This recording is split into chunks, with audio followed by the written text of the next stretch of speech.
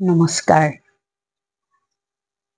মোৰ প্ৰিয় ভাই ভনী সকলোকে মই কুসুম শইকীয়াই মোৰ প্ৰভু যীশুৰ নামেৰে ধন্যবাদ জনাইছোঁ। লগতে মই মোৰ প্ৰভু যীশু আৰু পিতৃ ঈশ্বৰকো ধন্যবাদ জনাইছোঁ। আপোনালোকে সকলোৱে নিশ্চয় জানিব পাৰিছে যে মই আজি ভিডিঅ'টোত কিহৰ বিষয়ে ক'বলৈ লৈছোঁ।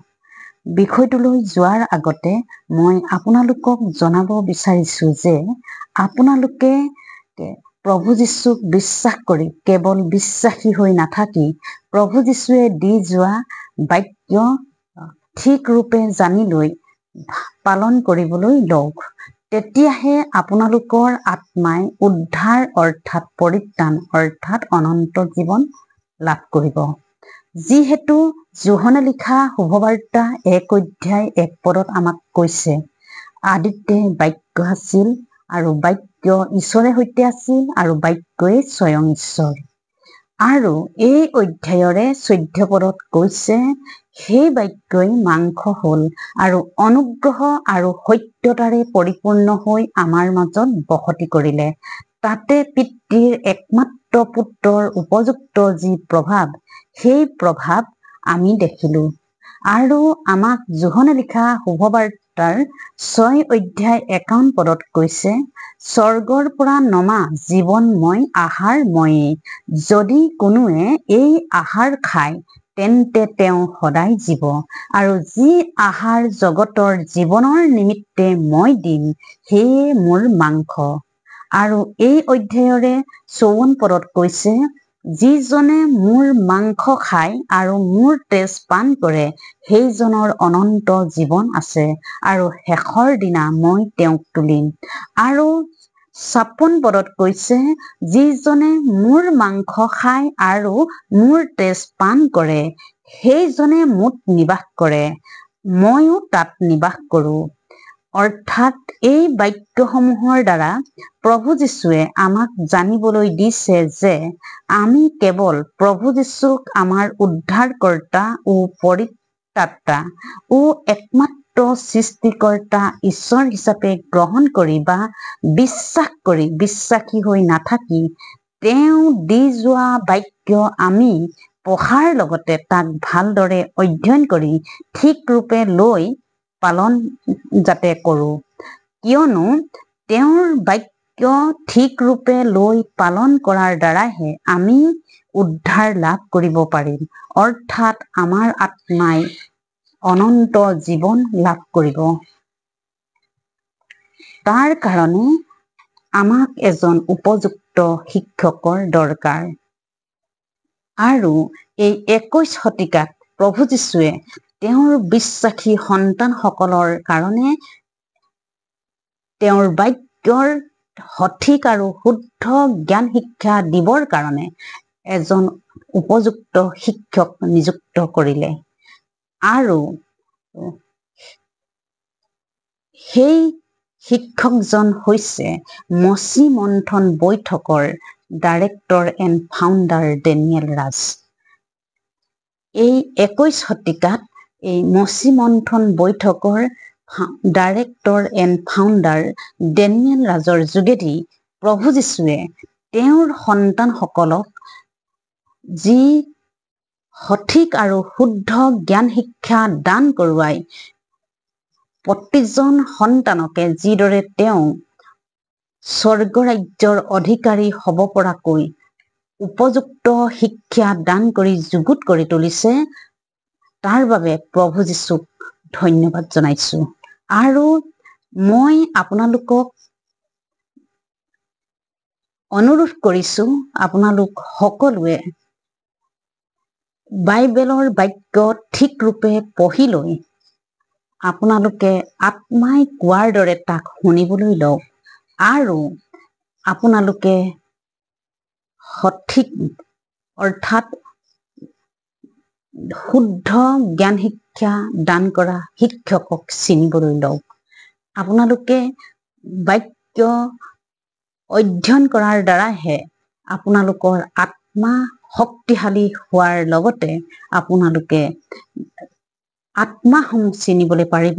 অৰ্থাৎ শুদ্ধ তথা সঠিক জ্ঞান শিক্ষা দান কৰা শিক্ষকক চিনি ল'ব পাৰিব আৰু আপোনালোকে মোৰ এই কথাৰ শুনি আপোনালোকে হয়তো আজি তাক গ্ৰহণ কৰিবলৈ নোৱাৰিব বা তাক স্বীকাৰ কৰি ল'বলৈ নোৱাৰিব, কিন্তু মই আপোনালোকক দৃঢ়তাৰে কওঁ যে এই 21 শতিকাত ঈশ্বৰৰ বাক্যৰ সঠিক আৰু শুদ্ধ জ্ঞান শিক্ষা দান কৰা একমাত্ৰ শিক্ষক হ'ল মচি-মন্থন বৈঠকৰ ডাইৰেক্টৰ এণ্ড ফাউণ্ডাৰ ডেনিয়েল ৰাজ।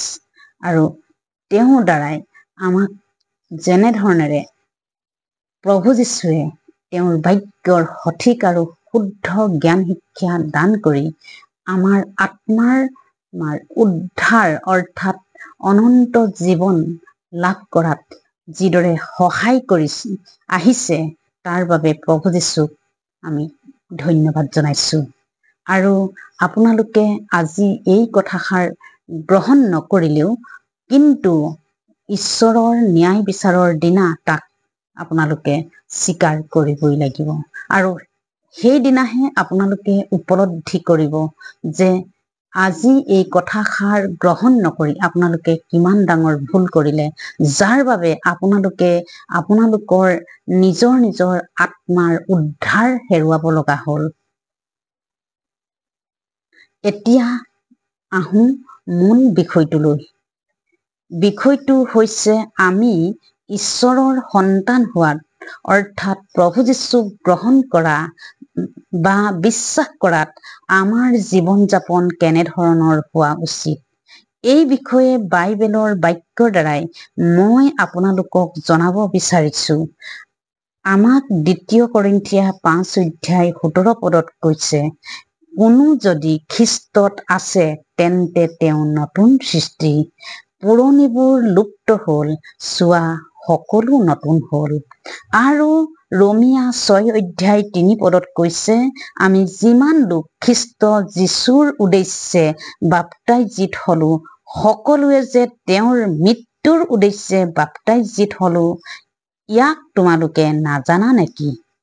গালাতিয়া 5:24 কৈছে, যিবিলাক খ্ৰীষ্ট যীশুৰ তেওঁবিলাকে মোহ আৰু অভিলাষে সৈতে মাংসক ক্ৰুচত দিলে। আকৌ ৰোমিয়া 6:6 কৈছে, আমি যেন আৰু পাপৰ দাস নহওঁ, এই কাৰণে পাপৰ দেহ বিনষ্ট হবলৈ আমাৰ পুৰণি পুৰুষক তেওঁৱে সৈতে ক্ৰুচত দিয়া হ'ল, ইয়াক আমি জানো। আৰু এই ৰোমিয়া কিতাপৰে 8:10 কৈছে, যদি খ্ৰীষ্ট তোমালোকত থাকে তেন্তে পাপৰ কাৰণে শৰীৰ মৰা, কিন্তু ধাৰ্মিকতাৰ কাৰণে আত্মাই জীৱন। গালাতিয়া 5:25 কৈছে, আমি যদি আত্মাৰে জীওঁ তেন্তে আত্মাৰে চলোঁহক। মই ইয়াৰ মাজতে আপোনালোকক কৈ থওঁ যে আপোনালোকে মোৰ এই চেনেলটো ছাবস্ক্ৰাইব কৰাৰ লগতে ভিডিঅ'টো লাইক কৰিব আৰু যিমান পাৰে সিমান শ্বেয়াৰ কৰিব, যাতে বিশ্বাসী প্ৰতিজন ভাই ভনীয়ে ভুল শিক্ষাৰ পৰা দূৰ হৈ শুদ্ধ শিক্ষা গ্ৰহণ কৰি তেওঁলোকৰ নিজৰ আত্মাত যাতে উদ্ধাৰ লাভ কৰে। এতিয়া মই পুনৰ ভিডিঅ'টোৰ মাজলৈ আহিছোঁ, অৰ্থাৎ বিষয়টোৰ মাজলৈ আহিছোঁ। কৰিন্থিয়া আৰু আমাক 1 কৰিন্থিয়া 3:16 আৰু 17 কৈছে, তোমালোক যে ঈশ্বৰৰ মন্দিৰ আৰু ঈশ্বৰৰ আত্মা তোমালোকত নিবাস কৰে, ইয়াক তোমালোকে নাজানানে? কোনোৱে যদি ঈশ্বৰৰ মন্দিৰ নষ্ট কৰে তেন্তে ঈশ্বৰে তেওঁকো নষ্ট কৰিব, কিয়নো ঈশ্বৰৰ মন্দিৰ পবিত্ৰ, তোমালোকো তেনে। অৰ্থাৎ আমি প্ৰভু যীশুক গ্ৰহণ কৰাৰ দ্বাৰাই আমাৰ শৰীৰটো ঈশ্বৰৰ পবিত্ৰ মন্দিৰ হ'ল। এই বিষয়ে এই কিতাপখনৰে 6 অধ্যায় 19 পদত কৈছে, ঈশ্বৰৰ পৰা পোৱা যি পবিত্ৰ আত্মা তোমালোকৰ অন্তৰত থাকে, তোমালোকৰ শৰীৰ যে তেওঁৰ মন্দিৰ, ইয়াক তোমালোকে নাজানা নেকি? সেয়ে আমাক প্ৰথম পিতৰ 1 অধ্যায় 14 পদৰ পৰা 16 পদলৈকে বাক্যত কৈছে, আজ্ঞাধীন হোৱা সন্তানবিলাকৰ যেনে উপযুক্ত, তেনেকৈ তোমালোক পূৰ্বৰ অজ্ঞান অৱস্থাৰ অভিলাষৰ অনুৰূপ নহৈ তোমালোকক আমন্ত্ৰণ কৰা জনা যেনে পবিত্ৰ, তোমালোকো সকলো আচাৰ ব্যৱহাৰত তেনে পবিত্ৰ হোৱা। কিয়নো লিখা আছে, তোমালোক পবিত্ৰ হোৱা, কাৰণ মই পবিত্ৰ। আৰু ইফিছিয়া 4 অধ্যায় 21, 22, 23 আৰু 24 পদতো কৈছে,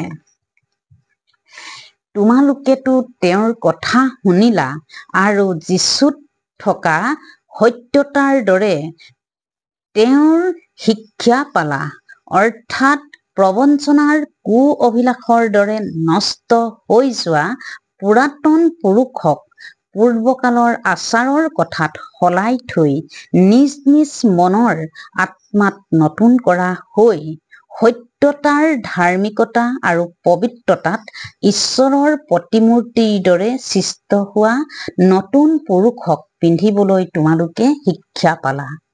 এই বাক্যসমূহৰ দ্বাৰাই আমাক জানিবলৈ দিছে যে প্ৰভু যীশুক উদ্ধাৰকৰ্তা হিচাপে গ্ৰহণ কৰি বা বিশ্বাস কৰি আমাৰ জীৱন ধাৰণ সম্পূৰ্ণভাৱে সলনি হ'ব লাগিব।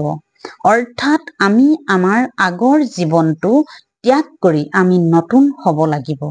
আমি যীচুক নজনা অৱস্থাৰ দৰে জীৱন ধাৰণ কৰিব নালাগিব। আমি যীচুক গ্ৰহণ কৰাৰ দ্বাৰাই মানসিকভাৱে মৃত্যু হ'লো আৰু আত্মাত জিলো। অৰ্থাৎ প্ৰভু যীচুক গ্ৰহণ কৰাৰ দ্বাৰাই আমি পাপৰ পৰা মুক্ত হোৱাৰ লগতে আমি পবিত্ৰতা আৰু ধাৰ্মিকতা লাভ কৰিলো। সেয়ে তেওঁ দি যোৱা বাক্য ঠিক ৰূপে লৈ ব্যৱহাৰ কৰাৰ দ্বাৰাই আমি আমাৰ আগৰ অৰ্থাৎ পূৰ্বৰ সকলো পাপ আচৰণ দূৰ কৰিব পাৰো। অৰ্থাৎ তেওঁৰ আত্মা আমাত থকাত তেওঁৰ শক্তিৰ দ্বাৰাই তেওঁ দিয়া বাক্যসমূহ ব্যৱহাৰ কৰাত সফল হোৱাৰ লগতে সত্যতাৰ ধাৰ্মিকতা আৰু পবিত্ৰতা লাভত সফল হওঁ। অৰ্থাৎ আমি প্ৰভু যীচুক গ্ৰহণ কৰাৰ দ্বাৰাই আমাৰ জীৱনটো আমি সম্পূৰ্ণভাৱে আত্মিকেৰে চলিব লাগে। আৰু এই আত্মিক জীৱন যাপন তেতিয়া সম্ভৱ হ'ব যেতিয়া আমি এই সত্যতাৰ ধাৰ্মিকতা আৰু পবিত্ৰতা লাভৰ দ্বাৰাই আমি প্ৰভু যীশুৰ যোগ্য কন্যা হোৱাৰ লগতে স্বৰ্গ ৰাজ্যৰ অধিকাৰী হ'বলৈ পাৰিম।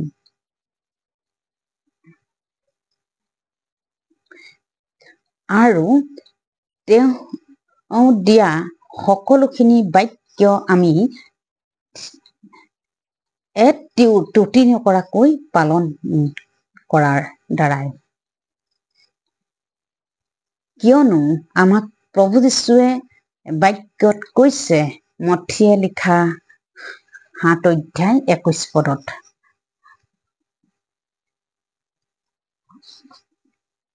মোক কেৱল প্ৰভু প্ৰভু বুলিলে যে স্বৰ্গ ৰাজ্যত সোমাব এনে নহয়, কিন্তু যিজনে স্বৰ্গত থকা মোৰ পিতৃৰ প্ৰতিটো ইচ্ছাই পালন কৰিব সেইজনহে সোমাব। আৰু আমাক জাকোবে লিখা 2 অধ্যায় 10 পদতো বাক্যত কৈছে,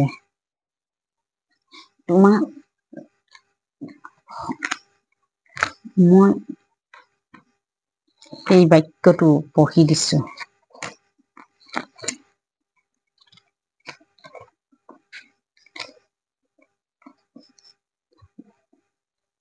আমাক এই বাক্যটোত কৈছে,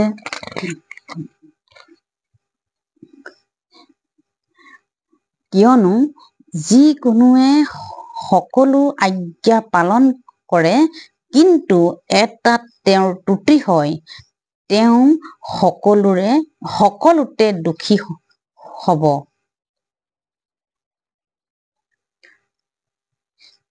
সেয়েহে আমি প্ৰতিজন তেওঁক বিশ্বাস কৰা সন্তানেই, অৰ্থাৎ আমি প্ৰতিজন সেৱকে বা শিষ্যই তেওঁ দিয়া প্ৰতিটো বাক্যকে আমি যাতে ঠিক ৰূপে পালন কৰিবলৈ পাৰোঁ, আৰু আমি যাতে বাক্যত আমাক কোৱাৰ দৰে তেওঁৰ বাক্য ব্যৱহাৰ কৰি আমি আমাৰ শৰীৰ আৰু আত্মাৰ সকলোবোৰ মন যাতে শুচি কৰি আমি প্ৰতিটো দিনাই আমি যাতে পবিত্ৰতাত আমি সিদ্ধ হৈ উঠো, আৰু তেওঁৰ বাক্য পালনৰ দ্বাৰাহে এই সকলোবোৰ সম্ভৱ। আজিলৈ মই ভিডিঅ'টো ইমানতে সামৰিছোঁ। ভিডিঅ'টোত শুনা সকলোকে ঈশ্বৰে আশীৰ্বাদ কৰক। প্ৰভুৰ প্ৰশংসা মহিমা হওক। আমেন।